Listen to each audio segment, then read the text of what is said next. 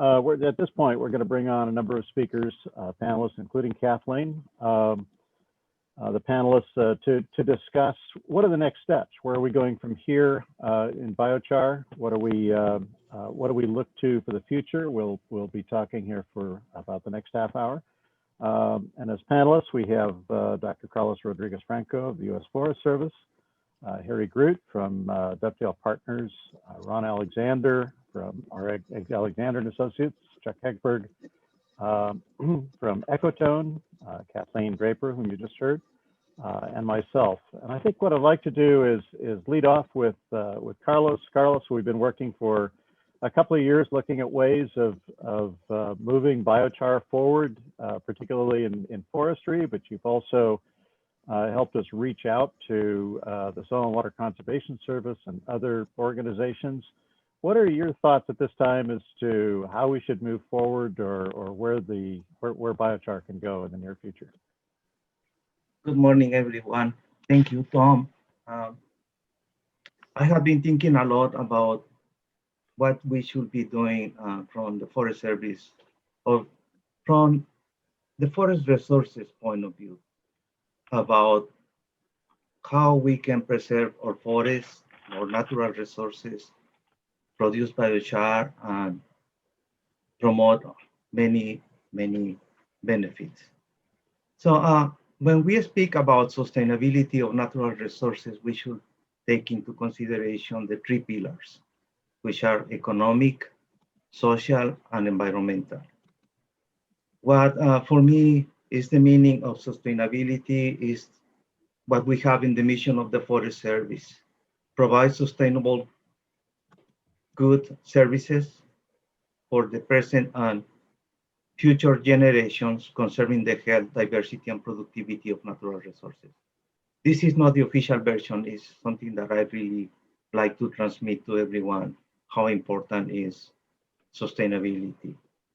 But when we do an overview of what is affecting natural resources, not only in the United States, but all over the world, we see that urbanization is one of the things that are producing the change of the use of the land, sometimes from forest to urban.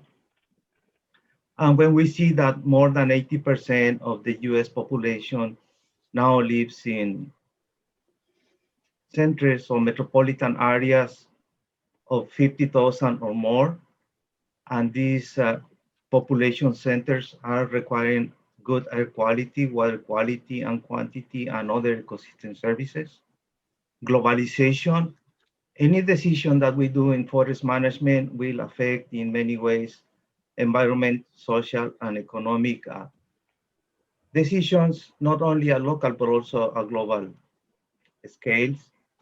The energy sources where biochar can play a role are competitive in, for example, solar, geothermal, or hydrological power energy are competing with us in this. And also the rapid change of technology and information. This also affects how we manage natural resources. We can see this today here because we have people from Libya and Pakistan and other countries attending this meeting. I also see that another factor that has to contribute to a better forest management is environmental education. And what we are doing with this National Biochar Week is contributing to that. So forest management considers silvicultural techniques and cultural practices to optimize growing space, which gives space to the trees to increase carbon sequestration, what Kathleen was speaking about, and also give us sustainable raw material for diverse products. When we see the residues from harvesting, this can be used for biochar production. This will help to decrease the risk of wildland fire, sustain habitat for wildlife, diversity by species, and produce ecosystem services. So at the end of the day, what I want to say is that, for example, in the United States, we manage, or we have 7.5% of the world forest This is a little bit more than 300 million hectares or 763 million acres. Private ownership, it's about 11 million people that have 423 million acres in US. Public lands are managed for conservation and for multiple use. So we can provide all the ecosystem services that we were speaking about. So when we see this and we relate to biochar, biochar from wood can be in the next future very important because not only will produce a material for improved agriculture, increase water retention, increase plant nutrients, soil productivity, but also, as Kathleen was mentioning, it will be very important when the farmers can get carbon credits for application of biochar, and it's something that is coming very soon. Also, other applications of that are really happening is the use of biochar to produce energy and at the same time biochar. That is, this energy can be used in greenhouse gases or for heat and cooling systems, or the chemical catalysts, absorbents that are being developed, batteries that will be very good for different iPhones and electronics and biocomposites. So the research that we are looking into, it will bring all these benefits, but at the same time, we really need to cover other things. Like in Forest Service, we are trying to use biochar for abandoned mine lands restoration.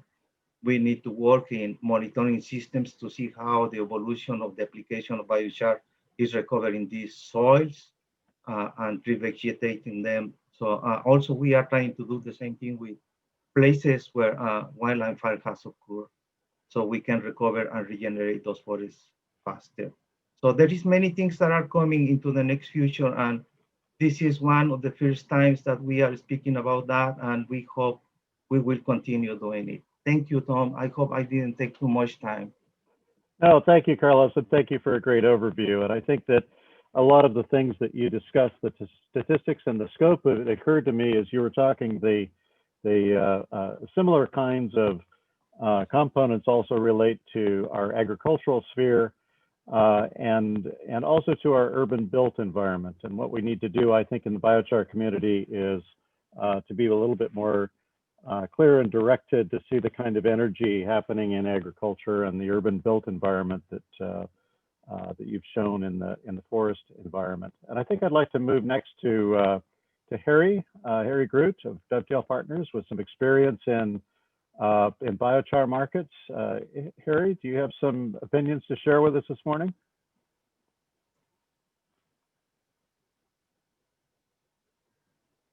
So Tom, it looked like Harry got bounced really quickly, so maybe we can move to him after somebody else while he's getting reconnected.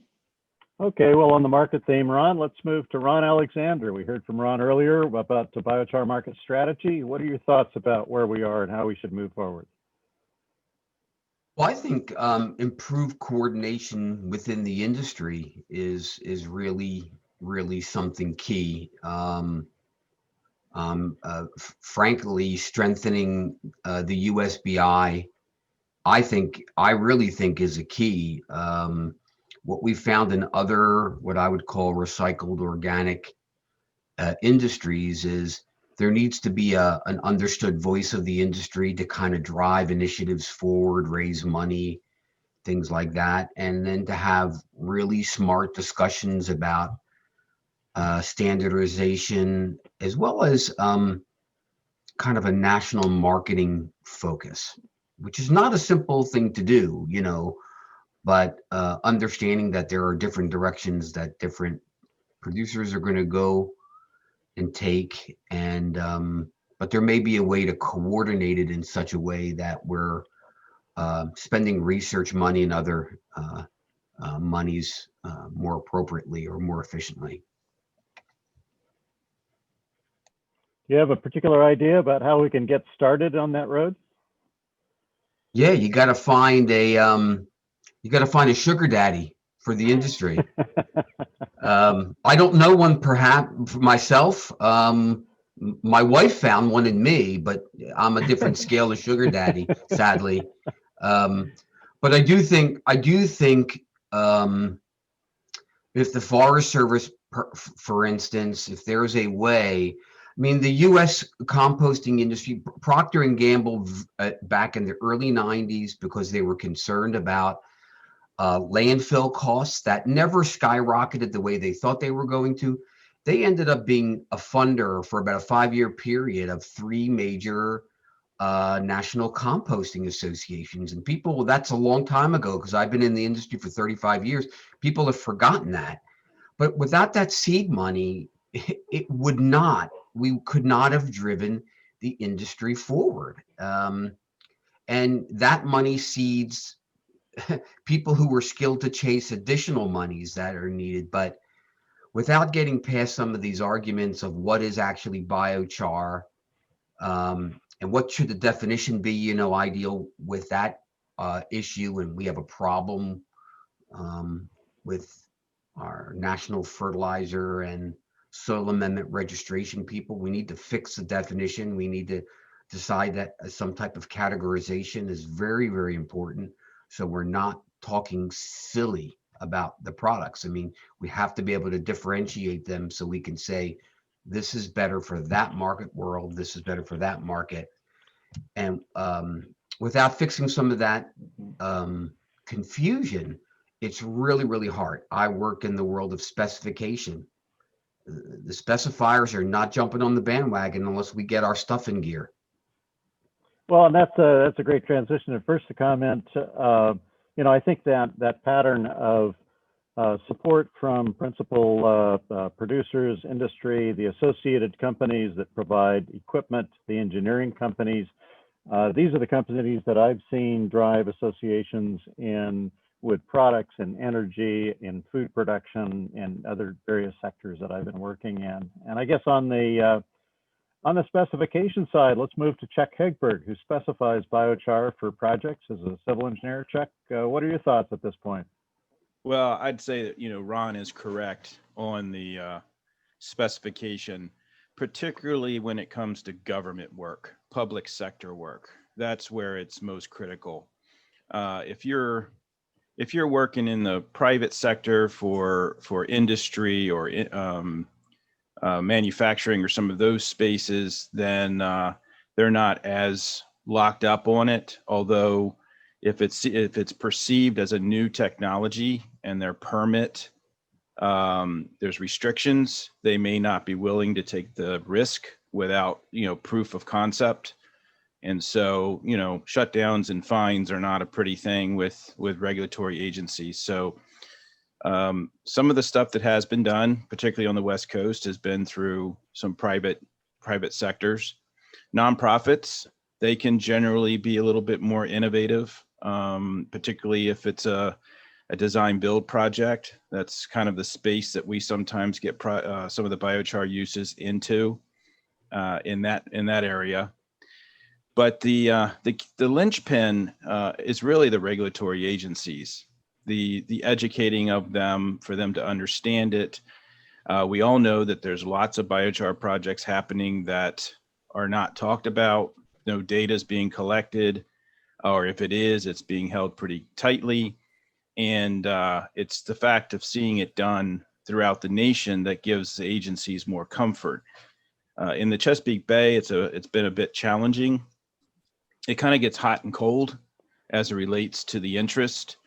I know people are installing it, they're just doing it without necessarily getting the credits that they should deserve to get for doing the using the biochar, because we excuse me, we work on efficiency ratings of nitrogen, phosphorus, and TSS removed. If you're in DC, it's gallons infiltrated or stored. Conversions to impervious acres treated. There's all kinds of complicated approaches, and we know that biochar enhances the functionality of these BMPs.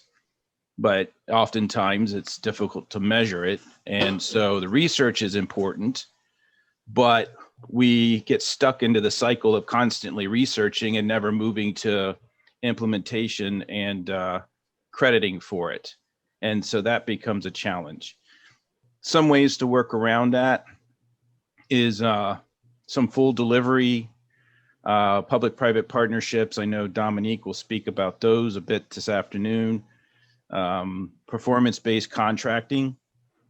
Those are all areas where the risk is pushed to the provider, and those will allow for innovation. So, those are some of my thoughts on it. Specifications are important, at least a generic one that can be modified based on the type of biochar that you're going to use. But we all know that not all biochars are the same, and that's where the real complexities come in. Is what are the thresholds of what you're going to spec, and how do you create a special provision that might go into a public sector document? How do you price it? Is it an incidental? There's a lot of things that go into that factor, but it all goes back to, I believe, getting the regulatory agencies knowledgeable to the benefits of biochar. I know I think we should avoid trying to make biochar a new BMP. That's a long and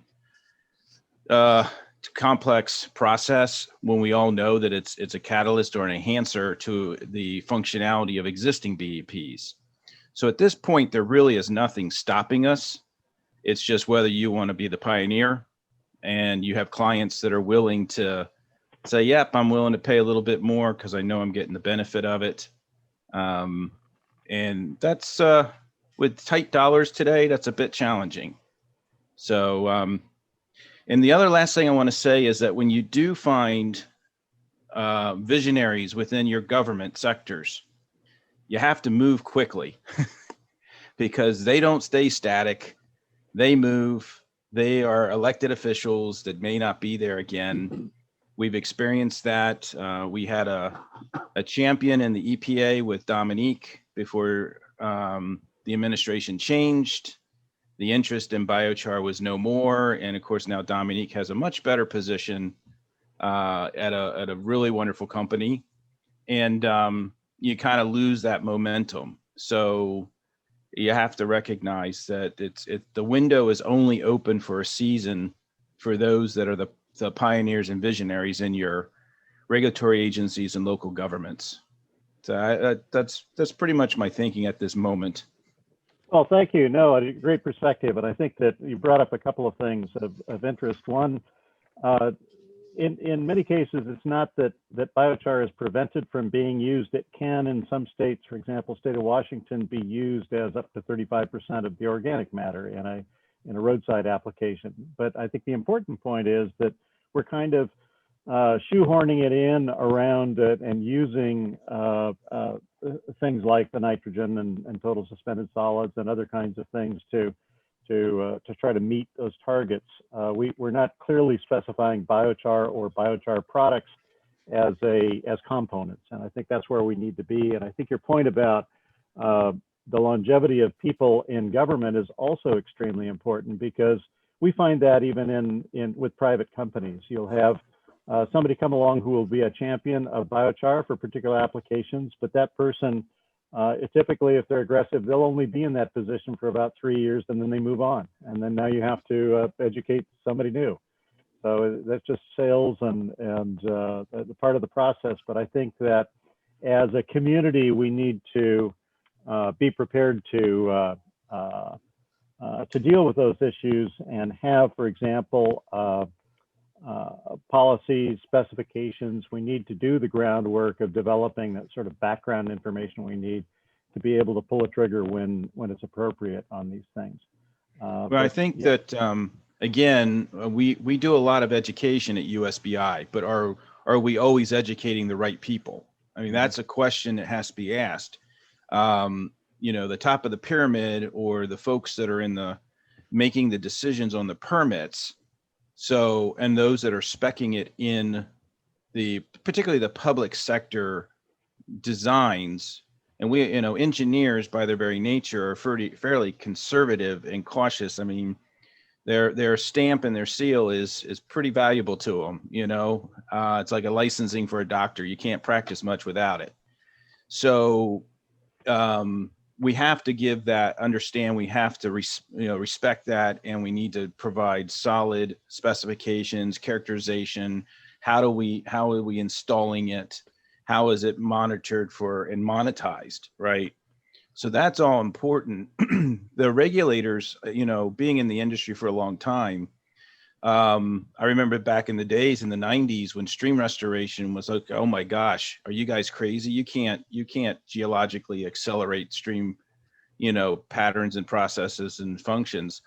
And it was a scientist and a number of innovative agency people that decided to jump on board, and that went to fish passage and dam removal. And the innovation does come along, but you have to train those that are in the position regulatory wise to accept it. And so the two ends of the coin are the engineers and it's the regulators. Let's look at, let's move to Harry. Harry, are you online yet? Can you give us your perspective on the markets that you've been working in? Yeah, I'm online. I don't know. I don't have a lot of bandwidth, so I may drop out. And if I do that, I'll reduce take the video off. But yeah, we've heard from a lot of really excellent speakers, and I think it's pretty clear that the groundwork is there. We know what the markets are. We know what biochar is capable of in terms of the research that's been done, and now we're building a body of practical experience. We have the markets pretty well understood. The research has proven what biochar is capable of pretty well. And what we need now to do is pull everything together. And I'm going to make a plug here for the effort that USBI has been leading in getting a trade association, because I think at this point it's really crucial for the industry and biochar to have a presence, a coordinator to pull together all these different threads and make sense of them. Yesterday, Dovetail did an interview process for one of the projects we're working on with a group of forest practitioners, managers in Minnesota. And the takeaway from that meeting I thought was kind of interesting. I'm just going to read this note here. Virtually everyone in the meeting has been considering biochar already. They really don't see a lot of practicality in spreading it back into the woods and like the idea of centralized production somewhere to generate new revenue stream. They see transportation costs being the limiting factor and currently don't think it would pencil out given the lackluster markets.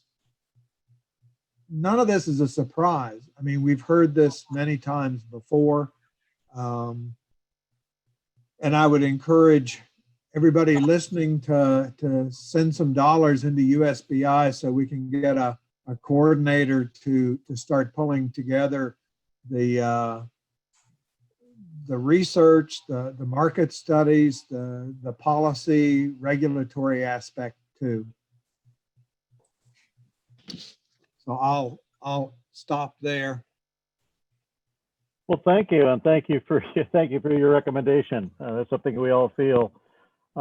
Kathleen, from the International Biochar Initiative perspective, and also from your role as general agitator for biochar, what are your thoughts about how we should move forward? Well, that's a broad question. Yeah, what I see, at least when it comes to carbon markets, is there's huge demand if we get it right. But I think there is going to be this tension between who gets the revenues related to carbon markets. And I think we need to be mindful and thoughtful about that. You know, to take Harry's example right there with the foresters, if they were to receive payments to leave that biochar in the forest, then they would probably do that and it would benefit the forest. But when you have to make it more complicated and figure out transportation and how to sell, you know, that just sort of disillusions a lot of people quickly. Same thing with farms. You know, I think if they start to see that there is a material benefit, revenue, then they'll adopt it. So far, the markets have not really paid the farmer directly. And there's a reason for that I see, is that there are some significant costs to getting on these markets.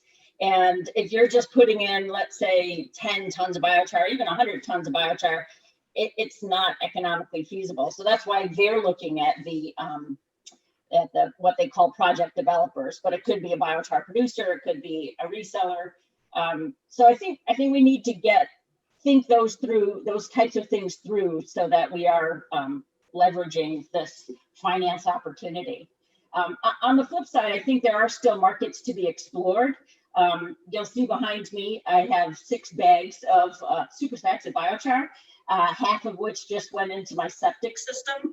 And I wish I had the funds to have somebody monitoring it, but I do live near a lake, and on the backside of me is a farm. So what I'm trying to do with that is you know, reduce groundwater leaching and things like that. And I only put 1 ton in because it's not yet regulated as an amendment, but I did work with my civil engineer and my excavator, and we did it in a way that was legal and all that stuff. But I think the opportunity for stuff like that is huge. There's a couple guys on the call today from Long Island, and they've been telling me that we need to displace 360,000 septic systems in Long Island.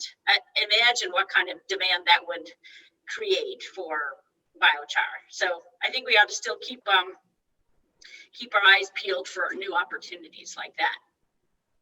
Well, I think your septic example is a very good one.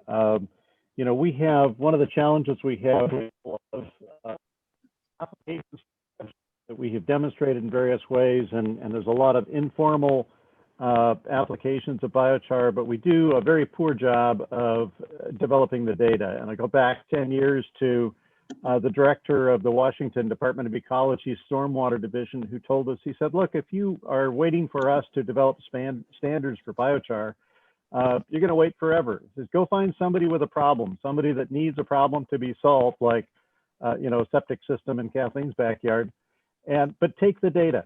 So we can use the data. And so that whole getting those projects organized, getting that kind of monitoring of how effective biochar is, as Chuck pointed out in his presentation, it is a challenge to get the monitoring and keep the monitoring going, especially when you're dealing with universities that have high overheads and other kinds of institutional issues that we have. One other thing I wanted to add there, Tom, is that it could be used as a mechanism for replacing these leaking systems. You know, if we took the Stockholm biochar model and the city was able to get the carbon revenues related to the production of biochar, you know, and you were able to put, say, 50 tons of biochar into a septic system, which may not be unreasonable because we imported 200 tons of sand for mine, and mine's a small one. But if the city can rake in those revenues, it may be a way to fund replacing all these systems. So I think we need to look at it from that perspective as well. So let me just before, yeah, go ahead, Ron. Just before, you know, I'd like to kind of move into the organizational side, but yeah, I was going to open it up and ask for discussion from the panel. Ron, go ahead. I was just going to say, you know, one of the things that we've seen done in other industries where we're developing new organic recycled products is this product has lots and lots of uses. And we have better data for specific uses than in other uses. And I think one of the things that we really need to do, and this is a 2-part answer, by the way, just so I'll finish up this one real quick, is that by talking to some really smart people already in the industry who are selling product, we kind of know that there's some low-hanging fruit where the use of biochar is really lowers the cost. It's basically replacing an expensive system with a new system that's cheaper, like filtration and stuff. That's where, when you can show economic benefit that you can prove on paper, climate change is great, but this is going to be, it's a hard one. There are other ones that pencil out really good, really fast. And we need to promote the crap out of them, okay, to prove that it's economic. And then, there was a comment made earlier that, well, we understand where this stuff works and its benefits. I would say, no, we don't. We have a lot of disorganized data. We have a lot of marginal research, and it's all flying around. So yeah, by having a USBI or some other entity gather data, let's say you break down the uses of biochar into 5 major categories. I'm just saying that number. You just need 3 or 4 really good pieces of data to start really making the case that the stuff works. We don't have to move the world on this. We have to get really good data. And if it's international, get it and recreate it then. Don't reinvent the wheel. We have another data point by just redoing data in the States, because some people are going to be parochial. But my point is, this is what we had to do with other materials. Don't make it so it's so big. Break it down to a smaller, but we have to have somebody go through the data, and there's a lot of crap data out there. I know, because I did this in 1996 to develop something called the Field Guide to Compost Use. And 3/4 of the data that I reviewed was ash canned. And what I mean by that is the data was okay, but there was no characterization data done in the research, which means the data means nothing. Because if you're going to prove your point to an engineer or a scientist, you have to characterize. So my point is, we can make this a more manageable product, and there's a lot of data out there. We just got to get some smart people to go through it. Can I speak a little bit about that, Tom? Sure, go ahead.